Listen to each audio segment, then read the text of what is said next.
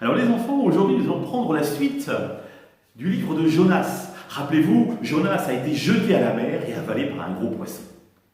Et dans les entrailles du poisson, il se souvient que Dieu a fait des merveilles pour lui aujourd'hui. Et il se dit, mais Dieu m'a déjà sauvé plein de fois dans ma vie, pourquoi ne le ferait-il pas encore? Et donc, il s'adresse à Dieu. Il lui dit, oui,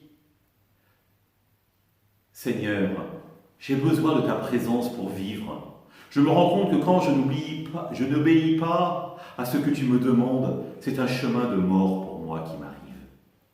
Et pendant 3 jours, il va comme ça prier Dieu et vivre une relation unique avec lui. Et au bout de 3 jours, le poisson le rejeta sur la rive. Nouvelle naissance pour Jonas. Et là, il se dit, ah bah oui, maintenant il faut que j'aille à Ninive. Il faut que j'obéisse à Dieu pour aller prévenir, même si ce sont les ennemis de mon peuple, les Ninivites, afin qu'ils puissent se convertir. Et donc, il entre dans Ninive et il dit encore 40 jours et Ninive sera détruite. Encore 40 jours et Ninive sera détruite. Et la ville de Ninive était incroyablement grande. Il fallait 3 jours pour la parcourir. Or, Jonas la parcourt seulement pendant une demi-journée. Et là, immédiatement, les gens se convertissent et disent « Oui, effectivement, nous n'obéissons pas à Dieu. Nous allons revenir vers lui. Nous allons changer de vie. » Et donc, ils font pénitence. Nous dit l'auteur biblique, ils se revêtent d'un tissu de toile pour montrer la pénitence et ils se mettent à jeûner. Et les paroles de Jonas parviennent jusqu'au roi de Ninive qui entend et qui dit « Mais oui, Jonas a raison, nous devons tous transformer, même les animaux vont faire pénitence. » Et donc Jonas reste un peu abasourdi de voir toute la ville se transformer comme ça et retourner à Dieu. Mais il se dit, oh, ça va pas durer. Je vais tranquillement m'installer sur une colline face à la ville, et là, rapidement, ils vont se transformer, et je vais voir Ninive détruite. La conversion de Jonas n'aura duré qu'un instant. Alors, il s'installe une petite cahute sur la montagne, sur la colline en face de Ninive, et il attend.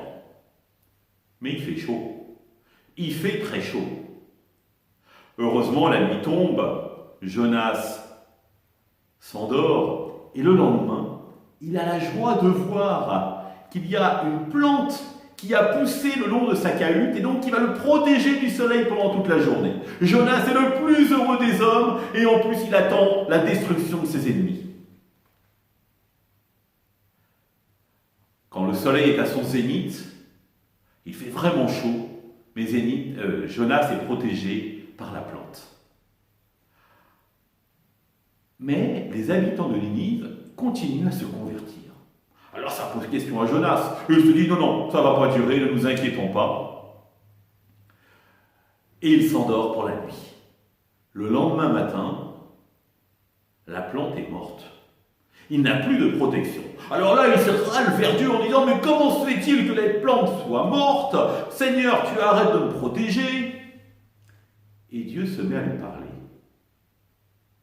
Il lui dit, comment se fait-il que tu t'en fasses pour une plante qui ne t'a coûté aucun effort, elle est venue gratuitement, elle t'a protégé, tu n'y es pour rien, et tu n'arrêtes pas de râler à cause de cette plante, et tu ne t'en fais pas pour les habitants de Ninive, eux que j'ai créés avec amour, et dont je veux le salut.